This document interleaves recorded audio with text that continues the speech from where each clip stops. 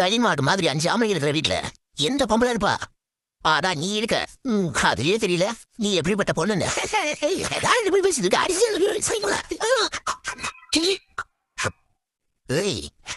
ஒன்று ஜாபா நிஜமாக 5 ஆம்பளைங்க இருக்கிற வீட்லயே வருதா? இந்த தெரியாத உனக்கு? அந்த வீட்டுல 5 ஆம்பளைங்க. இவன் ஒரே பொண்ணு. இவன் இருக்கானே, இவன் அப்போட பேருக்கா. அவன் மேல கொலை கேஸா இருக்கு. அந்த பெருசு அப்புறம் அவனோட 4 பசங்க, மொத்தம் 5 ஆம்பளைங்க. எல்லாம் போய்க்கு பூத்துட்டா. அவனும் கூட இவன் இருக்கா. அப்படி ஒரு வீட்டுல இவன் இருப்பாரா? ஏன்னா எப்படி அவங்க வீட்டுக்கு அனுப்ப முடியும்? என்ன பேசுறேன்? நீ மட்டும் எப்படி பேசலாம்? கேளு. ஏய் அதந்துல உங்களுக்கு சும்மா கேளாம பேசிட்டு இருக்க. தொடச்சு வந்தானே நீ பேச வைக்குமா இல்லையா? அவங்கள போய்க்கியா? நீ பாத்தியா? இதை வந்து வர பாக்குறா. அதான் ஊருக்கே தெரியுமே. ஊரச வந்து வர பாக்குறமா. அதான் ஊருக்கே தெரியுமே. ஊரசனா அது உண்மையாயிருமா? சீனா வேணா போய்க்கு பசங்க.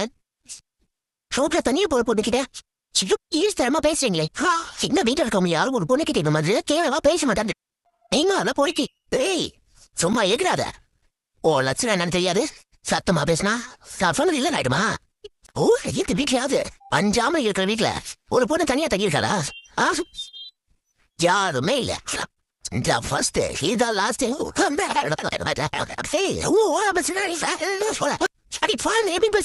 சும்மா ஒரு பலவா என்ன சொல்ற? என்ன சாக்கடையில பழத்துக்க வேண்டியதானே? சிப்பேரங்களை படி போலீஸ் வரைக்கும் போவீங்க. ஏமா நான் பேசி வரேன்னு சொல்லலாம். நீங்க தானே ஆளுக்க டைமோ வாழ போப்பீங்க. அந்த வர எப்படி பேசிட்டு இருக்கீங்க? நான் நல்லா தானே வாழ்ந்துட்டு இருக்கேன். நான் எங்கேயும் போயிடலையே. ஒரு நாளா எனக்கு இங்க எந்த பிரச்சனையும் வந்ததில்லை.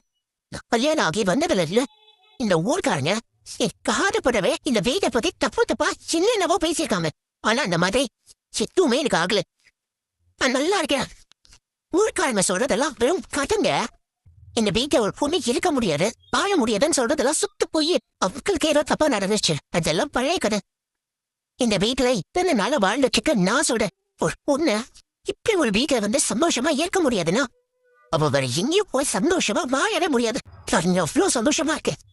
எல்லாரும் என்ன அப்படி பாத்துக்கிறாங்க. இங்க பாருமா, நீங்க நல்லா இருக்கேங்கிறதால ஏன் போனாலும் இறக்க முடியாது. உங்க பொண்ணை நீங்க அனுப்புங்க, அனுப்பாம போங்க.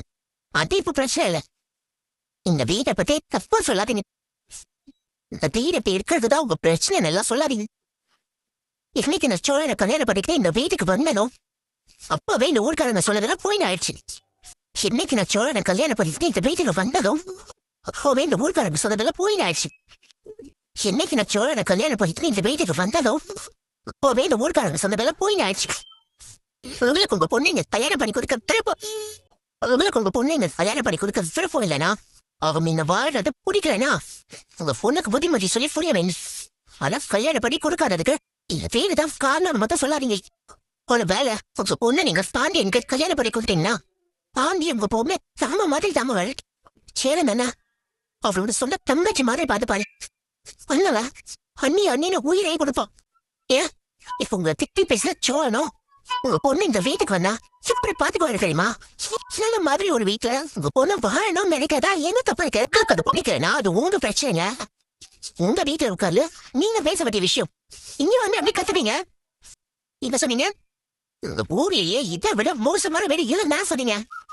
நான் சொல்றேன் இந்த வீட்டை மருமகளா சொல்றேன். சோழனோட பாய்ப்பா சொல்றேன். இப்படி ஒரு நல்ல வீடு இந்த ஊரே கிடையாது. இந்த வீட்டை விட ஒரு பாதுகாப்பான வீடு பொண்ணுக்கு இருக்கவே இருக்காது. அதுதானா இங்க பாருங்க. நீங்க உங்க பொண்ணை கட்டி பொண்ணு கொடுக்காம அது உங்க விருப்பம்.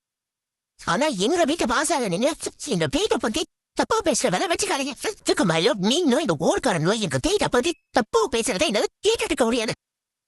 நீங்க சொல்ற இந்த வார்த்தைகளால உங்க பாதிகளோட பாதிக்க சொல்ல வைக்க முடியாது. பொய்யான விஷயத்துக்கு இந்த ஊரை சப்போர்ட் பண்றாங்க. அதை இன்னையோட முடியும். இதுக்கப்புறம் இந்த வீட்டை பத்தி யாராவது ஏதாவது சொன்னீங்க அப்புறம் சொல்லிட்டேன். ஒருத்தர் என்ன கிளம்புங்க கிளம்புதாங்க இல்ல.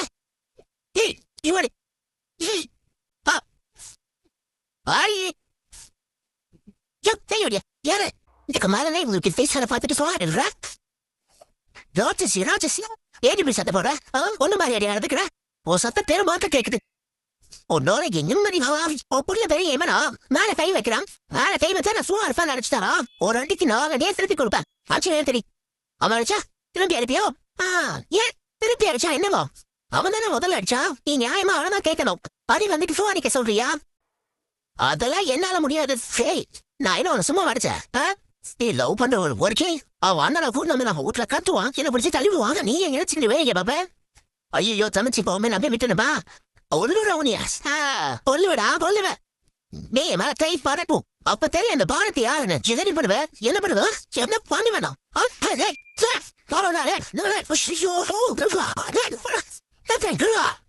சொன்ன கேட்க மாட்டியாடி நீ அப்படி பார்த்தாலும் இப்ப அதுக்கு நீ நினைக்கிற எல்லாம் போட்டு அடிக்கதானே பேத்தீங்களா பரவாயில்ல நான் போய் அந்த பாண்டி வீட்டுல பேசி விட்டோம் இனிமே நீ அவன் கடைக்கு போறது அவன் வீட்டுக்கு போறதுன்னு ஏதாவது பண்ண நான் அவனை கூட்டு போட்டுருவேன் நான் அப்படித்தான் போய் பார்ப்பேன் ஒரு நாள் ஆனத பாரு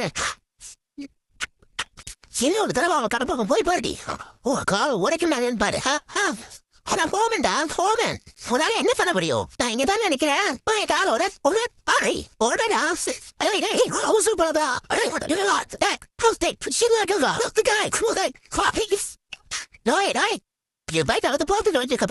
உன்னை நெரிச்சோலே அவமானமா இருக்குடி ஊர்ல எல்லாருக்கும் யோகிட்ட தெரிஞ்சு போச்சு எங்க போனாலும் என்னைய அப்பனே நிக்க வச்சு கேள்வி கேட்கிறானே அசிங்கமா இருக்கு